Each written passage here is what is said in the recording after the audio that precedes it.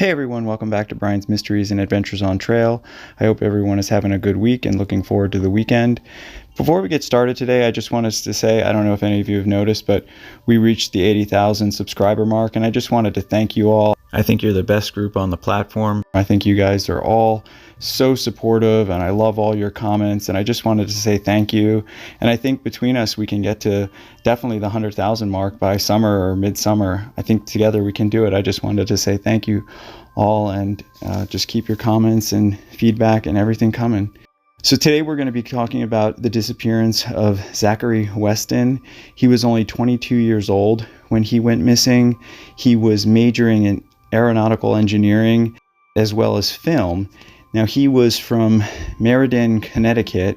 He was living in Simmons Hall and attending the MIT, Massachusetts Institute of Technology. He was an extremely smart young man. He was the valedictorian of his high school class. He was a poet, a musician. I mean, this guy just had it all. He was very friendly, outgoing, very, very well respected, and he loved hiking, specifically Mt Rainier. Mt Rainier National Park is in the state of Washington. Mt Rainier is over 14,000 feet in elevation at its peak. It's located roughly in the central part of the state of Washington. It's absolutely beautiful for hiking, camping, any outdoor adventure. According to his friends and family, hiking was a big part of their life, and this went true with Zachary as well. He had always loved hiking, and his favorite spot, like I said, was coming out to Mt Rainier. This case takes us back to August of 2005. He had been hiking in and around the area, finding new campsites for about 7 weeks, up until the point where he disappeared. He disappeared on August 10th of 2005. That was at least the last time there was a verifiable sighting. Although he had shared many of these hikes that summer with friends, his father also had come out to join him on many of the summer's hikes. However, at the time of his disappearance, he was solo hiking.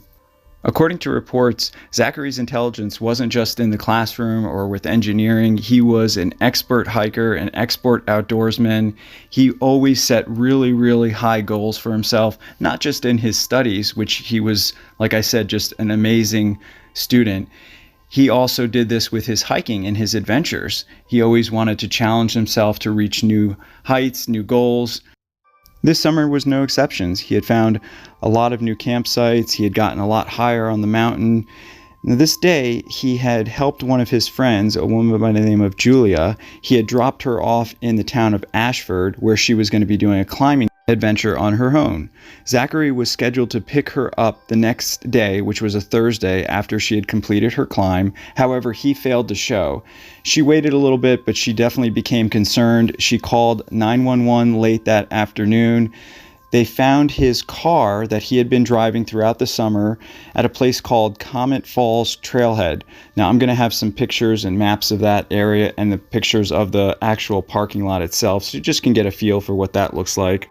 They thoroughly examined the car and its contents, and aside from him not being in and around the area, there was nothing amiss. There was no sign of foul play. The car wasn't damaged at all. At this point, though, the Rangers didn't know what kind of supplies he had with him, if he was even lost at all. They weren't sure what was going on at this point. They started interviewing people in and around the area. The Pacific Crest Trail goes right through there. However, unfortunately, nobody reported seeing him.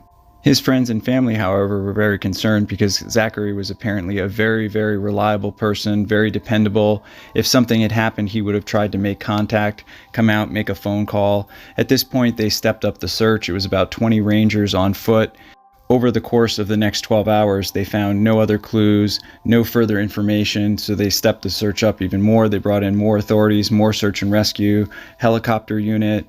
This went on for the next couple days, and unfortunately, and this was summertime, so they had good conditions, but unfortunately, they weren't able to find any clues. And by this point, the story had reached the media. His family was basically on the other side of the country, on the East Coast. They all came out to assist with the search and rescue.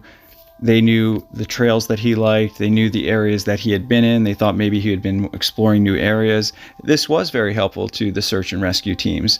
Now, on a Sunday following this, after they still had no clues, they found footprints which the Rangers believed to be belonging to the young man because they matched the boots that he was wearing. They followed these footprints along this route up to a place known as Wapiti Cleaver. I'm sure I pronounced that wrong, so I apologize. This is at about an elevation of 10,000 feet.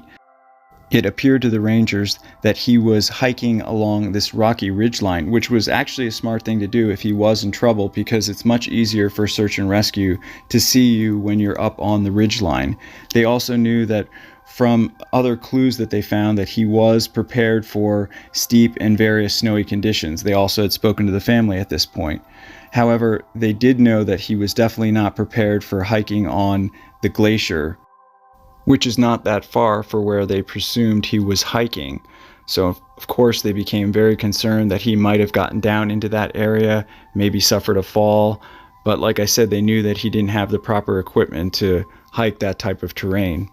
They continued their search in and around that area. When they didn't find any clues, they went down further south of that point. More of his friends and other people from the community had joined in the search, but unfortunately, it was like Zachary had just vanished into thin air.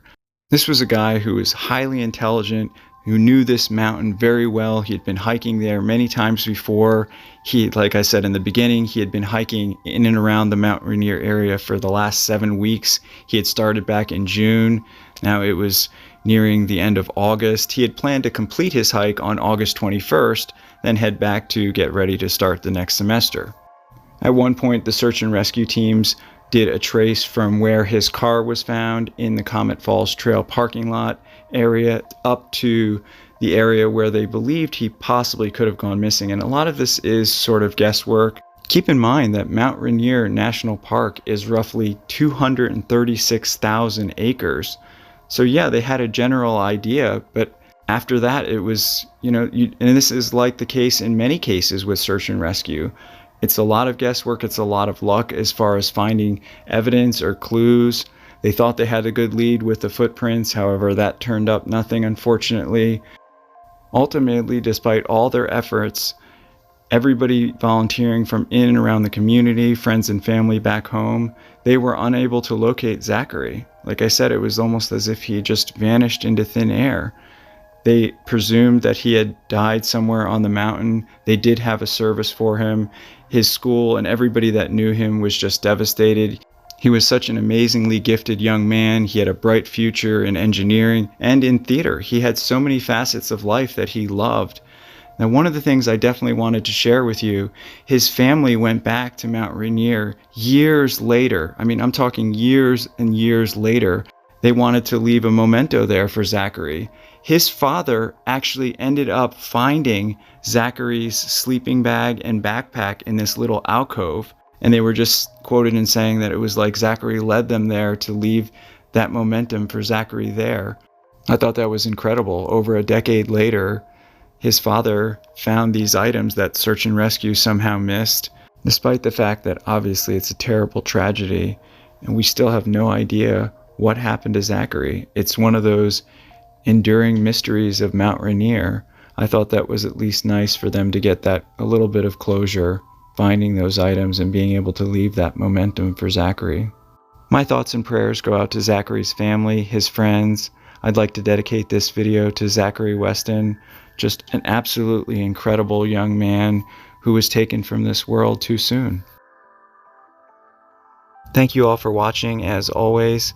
Special thank you to co.ag for providing the background music. I will see everybody in the next one. Take care.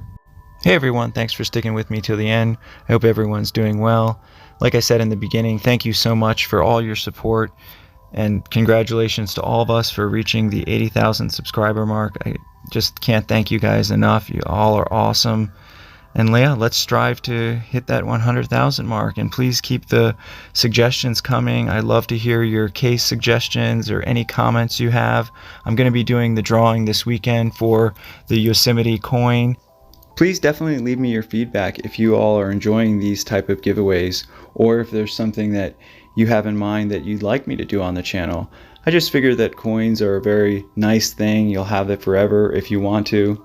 For anyone that may have missed the previous videos, this is a 5-ounce, 3-inch bronze coin. It's the Yosemite National Park Centennial coin. It's absolutely beautiful. It comes in a presentation case with a stand, certificate.